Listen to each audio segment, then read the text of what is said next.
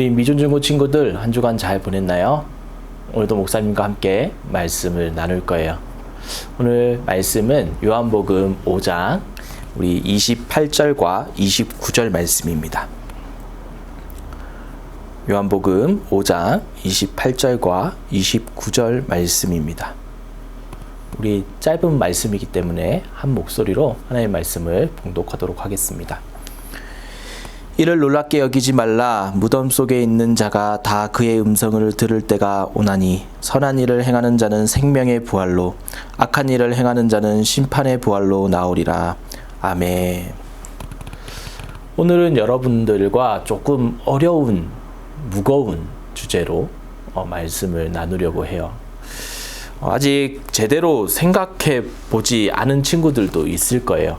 그런데 오늘은 죽음에 대해서 말씀을 나누려고 합니다. 여러분들은 죽음하면 생각나는 것 무엇이 있나요? 몇 년 전에 목사님은 주호민 작가가 쓴 신과 함께라는 웹툰을 열심히 본 적이 있습니다. 물론 영화도 1편과 2편이 지금 나와서 모두가 1000만 관객이 넘어 굉장히 유명한 영화가 되었죠. 여기에 보면 모든 인간은 죽은 후에 49일이라는 시간 가운데 7번의 재판을 받는다라고 합니다. 그 7번의 재판 과정을 이 영화를 통해서 이야기를 하고 있어요. 물론 이게 기독교적인 영화는 아니고 불교적인 영화이기 때문에 이런 것들이 맞다, 틀리다 이런 것들을 이야기할 수는 없지만 그냥 영화로서 흥미롭게 봤던 기억이 있습니다. 지극히 한국에서 이야기하는 이 저승에 관련된 이야기예요. 이것은 불교 사상 가득한 이야기라고 아까 말씀을 드렸죠. 불교 사상이 가득하기 때문에 기독교적으로는 어떻게 보면 맞지 않는 것입니다. 그래서 한국에 있을 때 봄이나 가을에 바람 쐬러 가기 좋은 곳이 어디냐면 절이에요.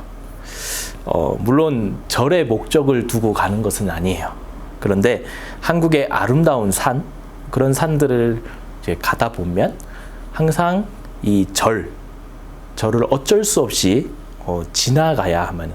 거쳐가야만 하는 경우가 생겨요. 그것을 지나가다 보면 아까 목사님이 얘기한 신과 함께 나오는 그 이야기 49일 동안 7번의 재판을 받는다 그랬죠?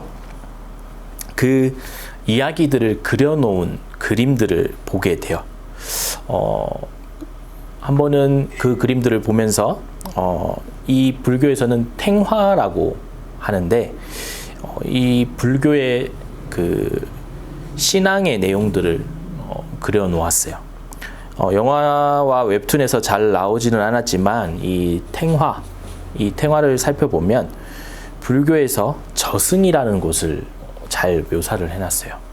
그래서 자세하게 한 장씩 이렇게 7개의 저승의 모습을 이렇게 그려놓은 것을 볼 수 있었어요.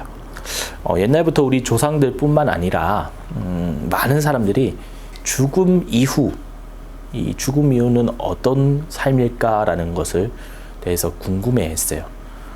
물론 이 죽음을 맞이하고 이따가 돌아온 사람이 없기 때문에 궁금한 점들이 한두 가지가 아니잖아요.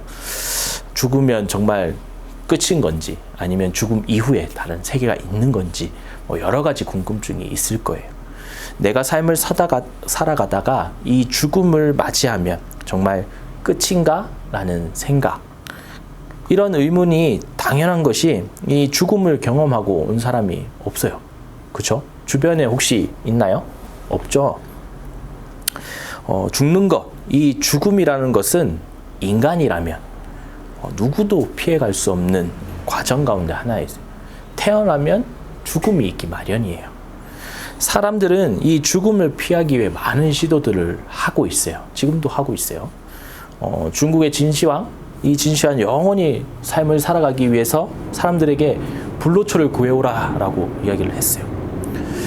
이 불로초를 찾기 위해 많은 사람들이 동원이 되었지만 결국에는 이 진시황 죽었어요. 히브리서 9장 27절 말씀을 보면 한 번 죽는 것은 사람에게 정해진 것이요 그 후에는 심판이 있으리니 라고 말씀하고 있어요. 누구나 죽음을 맞이하게 돼요. 피할 수 없는 거예요. 아무리 좋은 약이 나온다 할지라도 이 죽음은 아직까지 피할 수 없는 과정 가운데 하나예요. 그런데 죽음 이후 심판이 있다고 이야기를 해요. 우리가 죽음도 피할 수 없지만 심판도 피할 수가 없어요. 아까 이야기했던 신과 함께 그것을 보면 영화는 삶을 살아가면서 선행에 대한 심판을 이야기를 하고 있어요. 우리 쉽게 우리 교회 다니지 않는 친구들도 이렇게 이야기하다 보면 그런 얘기 많이 하잖아요. 우리가 잘못된 일을 행하거나 하면 너 그러다 지옥 간다라는 이야기 많이 하죠. 내가 삶을 살아가면서 얼마나 착한 일을 하고 착하게 잘 살아왔는지 그것을 심판한다라는 것이에요. 그런데 성경에서는 이런 이야기를 하지 않아요. 제가 분명히 목사님 아까 얘기했죠. 신과 함께와 기독교는 좀 다르다고. 그렇다고 나쁘게 우리가 살아가도 되는 것도 아니에요.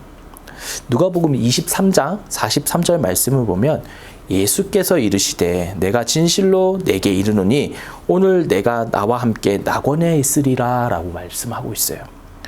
그리스도인들은 죽음 이후에 우리 안에 있는 영혼은 낙원에 있다고 얘기를 했어요. 낙원, 이 낙원 어디예요? 우리가 잘 알고 있는 천국을 이야기를 하고 있어요. 육체는 이 땅에 있지만 우리의 영혼은 천국으로 향하고 있는 거예요. 본문 말씀 우리가 다시 한번 살펴보도록 할게요. 우리 본문 말씀 다시 한번 살펴보면 이를 놀랍게 여기지 말라. 무덤 속에 있는 자가 다 그의 음성을 들을 때가 오나니 선한 일을 행한 자는 생명의 부활로 악한 일을 행하는 자는 심판의 부활로 나오리라 라고 말씀하고 있어요. 오늘 본문 말씀 보면 때가 되면 우리의 영혼과 우리의 육체가 다시 만난다라고 이야기를 합니다.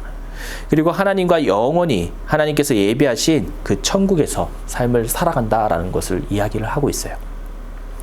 하나님의 천국, 이 천국 백성으로 삶을 살아가기 위해서 우리 가운데 죄가 없어야 되잖아요.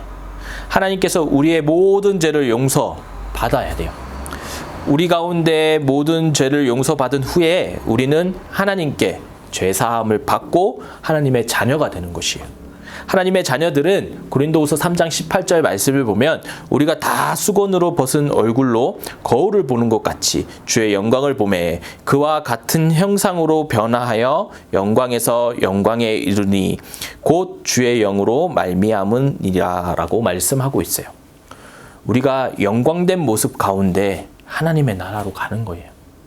지난주 수요일부터 우리가 재수요일이 시작되었어요. 이 재수요일 뭐예요?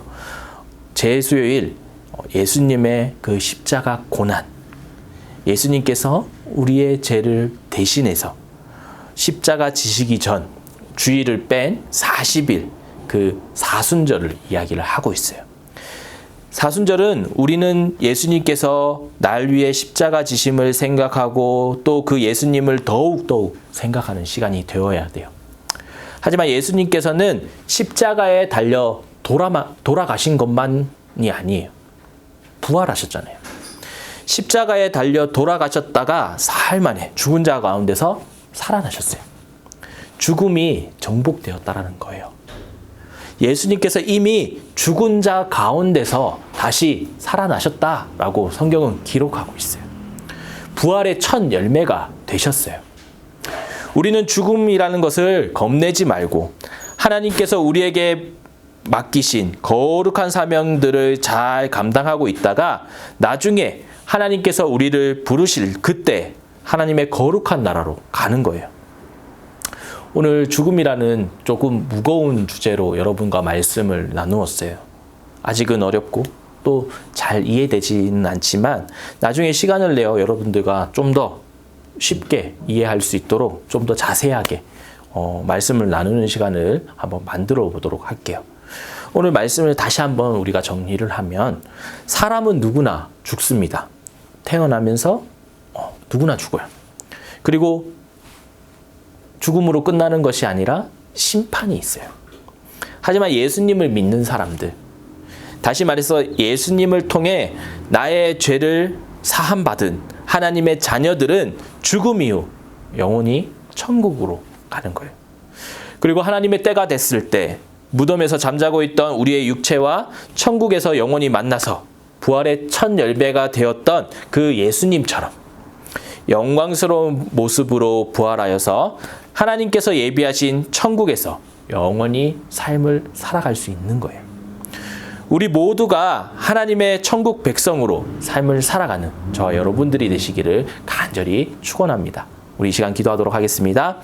사랑의 하나님 감사합니다. 우리를 사랑하여 주시고 또 하나님의 자녀 삼아 주심 감사합니다. 오늘 모든 사람은 죽을 수밖에 없는 것을 말씀을 통해 다시 한번 우리가 볼 수 있게 해 주심을 감사합니다. 하지만 하나님의 자녀들은 하나님께서 심판하는 것이 아니라 하나님께서 예비하신 천국에서 삶을 살아가게 하심 또한 말씀을 통해 알게 하시니 감사합니다. 우리 미존중고 친구들 또한 하나님께서 예비하신 천국에서 영원한 삶을 살아가게 하여 주시고 하나님의 자녀로서 우리가 이 세상에서 주어진 하나님의 거룩한 사명을 잘 감당하며 삶을 살아갈 수 있도록 인도하여 주시옵소서. 우리의 삶 가운데 하나님의 기쁨이 되는 한 주간이 되게 하여 주실 줄 믿으며 예수님의 이름으로 기도드립니다. 아멘.